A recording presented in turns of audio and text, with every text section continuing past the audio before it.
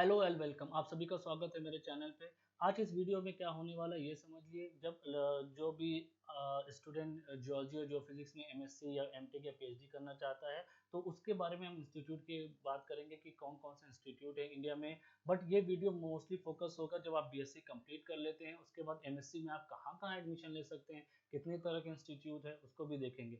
जो इंस्टीट्यूट मैं बताऊंगा वो एमएससी और पीएचडी दोनों के लिए भी हो सकता है और या सिर्फ एमएससी के लिए भी हो सकता है। तो जैसे मैंने बताया कि पीएचडी के लिए कौन कौन सा इंस्टीट्यूट है उसके लिए एक अलग वीडियो बनाया जाएगा। बट अभी जो आपका पर्टिकुलर फोकस हमारे इस वीडियो को होगा कि जब आप बीएससी जियोलॉजी से कंप्लीट कर लेते हैं तो उसके लिए बाद एमएससी में जो आपको एंट्रेंस देना वो किस किस इंस्टीट्यूट में दिया जा सकता है और उसके क्या क्या नॉर्म्स होंगे आज इस वीडियो में हम उसको डिटेल में देखेंगे। तो बगैर कोई टाइम वेस्ट के चलिए स्टार्ट करते हैं कॉन्फिडेंट लर्निंग।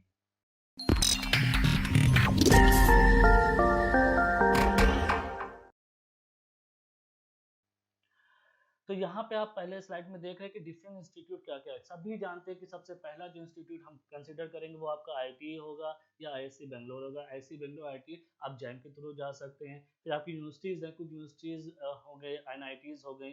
फिर आपके कॉलेजेस हो गए, जैसे यूनिवर्सिटीज़ हो गए, जैसे आपकी सेंट्रल यूनिवर्सिटी हो गई, इलाहाबाद यूनिवर्सिटी हो गई, आपकी दिल्ली यूनिवर्सिटी है और अलीगढ़ मुस्लिम यूनिवर्सिटी है। उसके बाद कॉलेजेस में आपका होगा जैसे पूना में आपके फर्गूसन कॉलेज है, वाडिया इंस्टीट्यूट है, आपका क्या प्रेसिडेंसी है। ऐसे बहुत से नाम हैं, उनको मैंने थोड़ा कंपाइल करने की कोशिश की है। This is not an exhaustive list, ये पूरी लिस्ट नहीं है। आप किसी और साइट पर जैसे शिक्षा.com हो गया या फिर collegedunia.com हो गया, यहाँ पे जाके आप पूरी कंप्लीट लिस्ट देख सकते हैं कि जहाँ पे आपको एमएससी जियोलॉजी मिलेगा या एमएससी जियोफिजिक्स मिलेगा। और एक बात होती है, जब आप बीएससी जियोलॉजी किए होते हैं तो आप जरूरी नहीं है कि एमएससी जियोलॉजी भी करें, आप अपनी लाइन चेंज कर सकते हैं, आप कोई और सब्जेक्ट भी ले सकते हैं। तो कहाँ कहाँ पे जियोलॉजी होना चाहिए जिसके लिए आप दूसरे सब्जेक्ट में स्विच कर सकते हैं, वो भी एक दो इंस्टीट्यूट में आपको यहाँ से मिल जाएगा।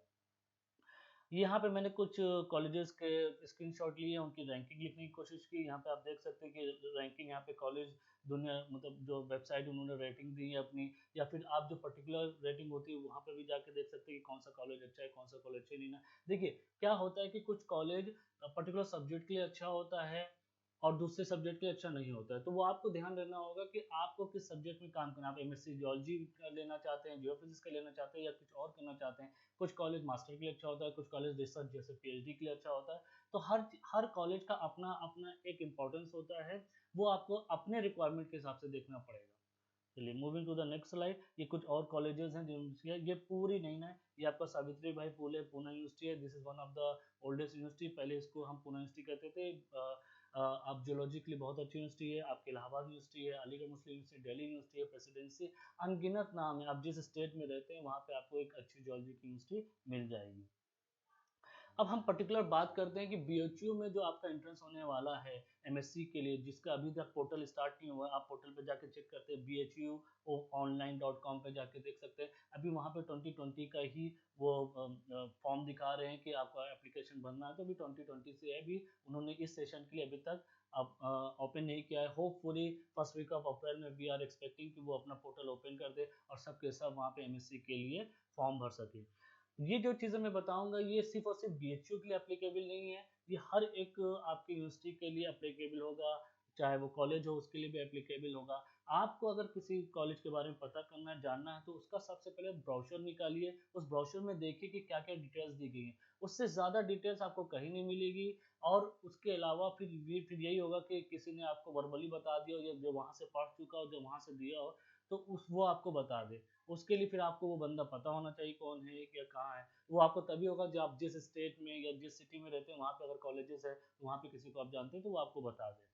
मगर अगर आपको सारे कॉलेजेस के बारे में पता करना हो तो उनकी वेबसाइट पे जाइए, वहाँ उनका ब्रोशर निकालिए और ब्रोशर को रीड करने की कोशिश करिए। और पूरा ब्रोशर रीड नहीं करना है, आपको जाके फाइंड में जाइए, वहाँ पे जीईओ डाल दीजिए तो आपको ज्योग्राफी, जियोलॉजी और जियोफिजिक्स तीनों के बारे में वो हाईलाइट दिखाएगा कहाँ कहाँ पे। पर्टिकुलर उतने पोर्शन को जाके पढ़ लिया अगर आपके पास ज़्यादा टाइम नहीं है पढ़ने का तो। अब हम आपको बता दें कि बीएचयू में आपको दो तरह का डिग्री है यहाँ पे। एक एमएससी टेक है जो कि जियोफिजिक्स में है और एक एमएससी जियोलॉजी है। ठीक है, ये मैंने ब्रोशर से ही उठाया है 2020 के, आप वहाँ पे साइट पे जाके देख सकते हैं। अब देखिए उन्होंने क्या क्या है कि आपके एलिजिबिलिटी क्या होनी चाहिए। एलिजिबिलिटी आपकी बीएससी ऑनर्स होनी चाहिए या BSc under 10+2+3 pattern securing minimum जो एग्रीगेट मार्क होना चाहिए 50% होना चाहिए in science subject. Considering all 3 years of BSc, मतलब तीनों का एग्रीगेट होना चाहिए। इसमें आपका physics mathematics is one of the more science subject हो सकता है, यहाँ पे आपको दिया गया है ये जियो फिजिक्स के लिए। जबकि अगर हम एमएससी जियोलॉजी की बात करें तो इसमें यहाँ पे आपको क्या दिया गया है, आपका science subject considering all 3 years of BSc geology must be honour subject and BSc honours level subject studies in all 3 parts of the level of geology. यहाँ पे जियोफिजिक्स के लिए आपका मैथ्स और फिजिक्स की बात कर रहे हैं, जबकि एमएससी जियोलॉजी के लिए ऐसा इन्होंने यहाँ पे कुछ नहीं कहा है, बस यहाँ पे एग्रीगेट मार्क्स 50% की बात कर रहे हैं। Moving to the next slide में देखिए मैं क्या दिखा रहा हूँ कि जैसे मैंने अभी आपको बोला कि आपने अगर बीएससी में जियोलॉजी लिखा है बट आपका मन नहीं है कि आप एमएससी जियोलॉजी और जियोफिजिक्स करना चाहते हैं, तो आप MSc in forensic science BHU से कर सकते हैं। सेम रिक्वायरमेंट है, 50% एग्रीगेट होना चाहिए, एज अ मेन सब्जेक्ट आपका जियोफिजिक्स या जियोलॉजी होना चाहिए। ये भी एक अच्छा सब्जेक्ट है, बट यहाँ वहाँ पे आप उनके अलुमनाई से बात कर सकते हैं, जो पुराने स्टूडेंट से बात कर सकते हैं कि इसका क्या स्कोप है इन फ्यूचर, क्या क्या किया जा सकता है एमएससी इन फॉरेंसिक साइंस करने के बाद। फीस उस भी सब लिखी हुई यहाँ पे आप देख सकते हैं। अब हम बात करते हैं कि कितनी सीट्स हैं जो कि आपको वहाँ मिल सकती हैं और ये इसका डिस्ट्रीब्यूशन कैसा है। आप देख सकते हैं कि यहाँ पे आपको दो तरह का है, यहाँ पे आपका एमएससी इन जियोलॉजी हो गया और ये एमएससी टेक इन जियोफिजिक्स हो गया। तो जियोलॉजी में आपके टोटल मैक्सिमम 54 है और 42 है, तो इन दोनों को एग्रीगेट कर देंगे तो आपके पास 96 सीट्स आती हैं। अगर कोई लोग फॉरेंसिक साइंस में जाना चाहते हैं तो यहाँ पे आप देख सकते हैं एमएससी इन फॉरेंसिक साइंस में जब जाएंगे तो आपके पास 40 और मिलती है, जिसमें आपकी फाइट आप कर सकते हैं। ठीक है, मतलब ये 40 में टोटल नहीं कि जियोलॉजी वाले स्टूडेंट शायद पूरे चले जाए, हो सकता हो कि उनके जो अभी मैंने आपको दिखाया कि बीएससी में जो और सब्जेक्ट होने चाहिए तो वो भी आएंगे यहाँ पे। बट यहाँ पे आपका जो 96 है, जो 54 42 जो मिला के आपका है यहाँ पे जियोलॉजी जो physics, 96 is a good number. But आपको क्या करना है कि आपको इसी में रहना है। आप ये मत सोचिए कि मुझको 300 नंबर मिल जाए, 400 नंबर मिल जाए या 500 नंबर मिल जाए तो मैं क्वालिफाई कर जाऊंगा, ऐसा नहीं है। फर्स्ट आपका जो 54 या फर्स्ट 42 इसमें जो आप जब आएंगे तो ही आपको सीट मिलेगी। और उसके बाद ये भी देखना पड़ेगा कि अगर उन्होंने अपने बच्चों के लिए जो जैसे वहाँ से उन्होंने जो बीएससी किया है उनके बच्चों के लिए कितना सीट रिजर्व किया है। उसके बाद स्टेट में और भी इंस्टीट्यूट यूनिवर्सिटी है, जैसे इलाहाबाद यूनिवर्सिटी से कोई अप्लाई कर रहा है कि सेंट्रल से अप्लाई कर रहा है, तो क्या स्टेट का कुछ अलग से कोटा है। फिर जो बाहर से आते हैं जैसे महाराष्ट्र, केरला, गुजरात, वहाँ से जो अप्लाई कर रहे हैं बीएचयू में, तो उनके लिए क्या फैसिलिटी है या क्या फिर उनको और क्या रिजर्वेशन की क्या नॉर्म्स है, वो भी अलग अलग होंगे। तो ये कोई 50% टोटल एग्रीगेट नहीं है कि कोई भी आएगा और यहाँ पे एडमिशन ले पाएगा। सबका अलग अलग होगा, इंस्टीट्यूट का अलग होगा, जो इंस्टीट्यूट अपने बच्चों के लिए रखता है। उसके बाद स्टेट इंस्टीट्यूट का अलग होगा। फिर आपके बाद फिर जब आप जैसे state with in the state का मतलब है इलाहाबाद यूनिवर्सिटी के बच्चों को भी प्रेफरेंस देंगे, सेंट्रल यूनिवर्सिटी जैसे लखनऊ यूनिवर्सिटी के बच्चों को प्रेफरेंस देंगे। तो जितने भी यूनिवर्सिटीज हैं आपकी यूपी में, उनको पहले प्रेफरेंस दे रहे हैं कि नहीं दे रहे हैं, ये सब तो इसमें नहीं लिखा हुआ है। बट ये इन जनरल ये हिडन ट्रूथ होता है कि ये माना जाता है कि हाँ पहले अपने बच्चों को तो प्रेफरेंस देनी ही पड़ेगी हमको। Moving to the next slide. अब देखिए नेक्स्ट स्लाइड में क्या है कि duration of the test and structure of the question. तो ड्यूरेशन ऑफ द टेस्ट यहाँ पे देखिए आपको दो चीज दिखी, MSc physics chemistry and MSc tech geophysics. तो हम एमएससी टेक जियोफिजिक्स की बात करेंगे। पहली बात तो ये जनरल पोर्शन का आप समझ लिए कि 120 मिनट का क्वेश्चन होगा, इसका मतलब 2 आवर्स के आपके टोटल क्वेश्चन होंगे, 360 मार्क्स टोटल होगा और 120 एमसीक्यू टाइप क्वेश्चन होंगे। बट यहाँ पे देखिए ये आपके पर्टिकुलर सब्जेक्ट्स के होंगे। बट जब आप एमएससी टेक की बात करेंगे जो कि जियोफिजिक्स का, उसमें आपको फिजिक्स और मैथमेटिक्स इक्वल प्रोपोर्शन में मिलेंगे अदर देन जियोलॉजी। जब आप एमएससी जियोलॉजी का एग्जाम देंगे तो उसमें आपको सिर्फ जियोलॉजी का ही पेपर देना पड़ेगा एमसीक्यू टाइप का। अब इसका सिलेबस क्या होगा, बहुत क्वेश्चन आ रहे हैं कि सर सिलेबस क्या होगा, सिलेबस क्या होगा, एमएससी बीएचयू का सिलेबस क्या होगा। देखिए किसी भी इंस्टीट्यूट का सिलेबस उसका जो बीएससी का सिलेबस होता है उसी से दिया जाता है।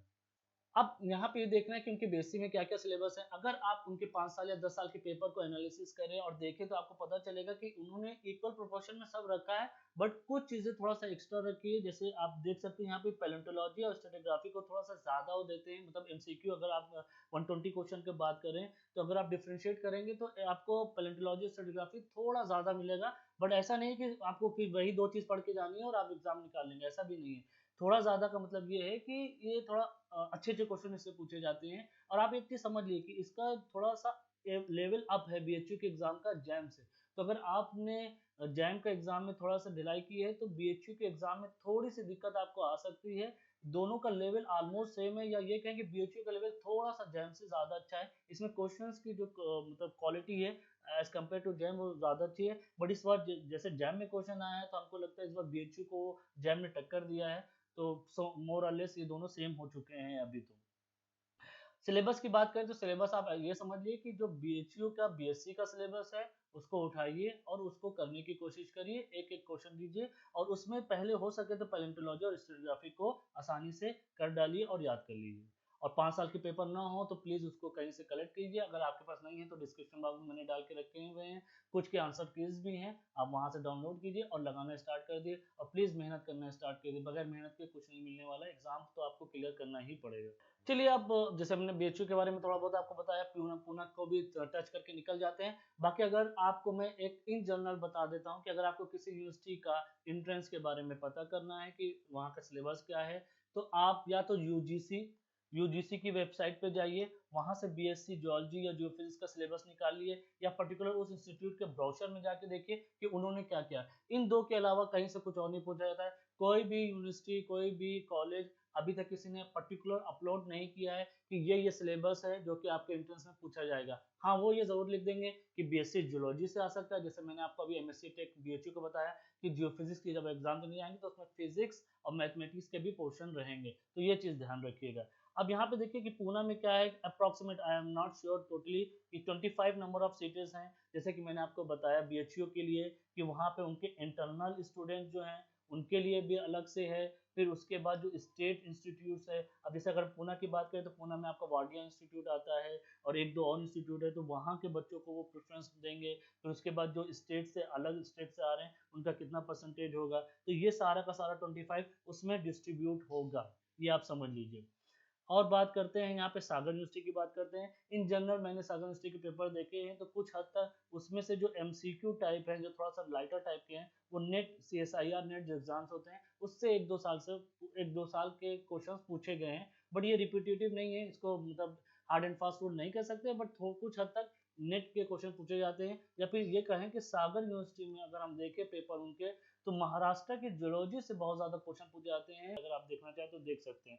तो आप देखिए every university has a set of books and BSc courses, आपको पता है, और उसी के अकॉर्डिंगली वो काम करते हैं। अब क्या होता है, मान लीजिए आपके कॉलेज में विंटर पढ़ाई जा रही है, किसी और कॉलेज में विंटर नहीं पढ़ाई जा रही है, उसके रिलेटेड कोई और बुक पढ़ाई जा रही है।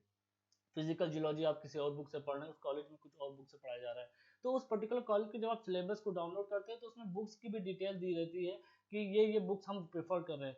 तो जरूरी नहीं है कि आप उन्हीं की बुक प्रेफर करें, बट एक बार देख लेना अच्छा होता है, क्योंकि वो जब वो क्वेश्चन बनाएंगे तो उसी से बनाएंगे, वो आपकी बुक से नहीं पढ़ाएंगे या जनरलाइज बुक से नहीं पढ़ाएंगे। बट अगर आप यूजीसी की बात करें तो यूजीसी में जो बुक्स मेंशन है ये तो आपको करना ही करना है। तो अभी जाइए यूजीसी की साइट में, बेसिक जूलॉजी का सिलेबस को डाउनलोड करिए, उसमें देखिए कौन कौन सी बुक्स को प्रेफर दिया गया है और उसके अकॉर्डिंगली आप काम करिए। अब देखिए, तो फिर जब आपको तैयारी करनी है तो किस तरीके से करनी है, आप ऑलमोस्ट मैंने डिस्क्रिप्शंस में जितने भी यूनिवर्सिटीज हैं उनका क्या कहते हैं क्वेश्चन आंसर 1 साल 2 साल या 3 साल का है, तो आप मुझे कमेंट सेक्शन में अपना मेल आईडी दे दीजिए या मेरे मेल आईडी पे आप भेज दिए कि आपको किस किस यूनिवर्सिटी का प्रीवियस ईयर क्वेश्चन पेपर चाहिए। बीएचयू का कुछ हद तक 4 साल 5 साल के पेपर्स हैं, वो मैं आपको शेयर कर दूंगा। आप अपना मेल आईडी ड्रॉप कर दीजिए या मेरे मेल आईडी पे भेज दीजिए, तो मैं आपको उसका जिप बना के आपको भेज दूंगा और उससे आप तैयारी स्टार्ट कर दीजिए। डिस्क्रिप्शन में भी आपको लिंक मिल जाएंगे जहाँ से आप डाउनलोड कर सकते हैं। तो जो तैयारी आपको करनी है वो किस हिसाब से करनी है, आप समझ लिए कि आपका खुद का जो बीएससी का एग्जाम होना चाहिए, बीएससी का जो सिलेबस होना चाहिए वो पूरा होना चाहिए। जैम बहुत अच्छे से क्लियर होना चाहिए। अगर जैम में न्यूमेरिकल में कोई प्रॉब्लम हो तो मेरा वीडियो आप देख सकते हैं, आप मुझे मेल कर सकते हैं कि इस क्वेश्चन में प्रॉब्लम हो रहा है, मुझे ये स्टेप नहीं समझ में आ रहा है, वो भी कर सकते हैं। बेसिकली आपको करना क्या, आपको पढ़ना है, जितना ज़्यादा पढ़ेंगे उतना ज़्यादा चीज़ें आएंगी। अच्छे से समझ के पढ़िए, बहुत कायदे से पढ़िए, जो चीज़ें नहीं समझ में आ रही उसको ऐसा पढ़िए कि दोबारा ना पढ़ना पड़े, क्योंकि दोबारा पढ़ने में आपका टाइम वेस्ट होगा। तो इस वीडियो में मैंने आपको जो बताया है ये आपको थोड़ा बहुत हेल्प करेगा आपकी प्रिपरेशन के लिए। अगर इसके अलावा भी और आपको कुछ इन्फॉर्मेशन चाहिए कि क्या करना है क्या नहीं करना है, तो उसके लिए आप मेल कर सकते हैं मुझे। मैं फिर से एक स्टेप आपको बता देता हूँ कि आपको अगर किसी भी इंस्टीट्यूट का सिलेबस पता करना हो तो उस इंस्टीट्यूट के वेबसाइट पे जाइए, वहाँ पे उनके ब्रोशर को डाउनलोड कीजिए, एडमिशन ब्रोशर जो होता है उसमें देखिए कि आपके काम का क्या क्या पोर्शन है, ये एक तरीका होता है।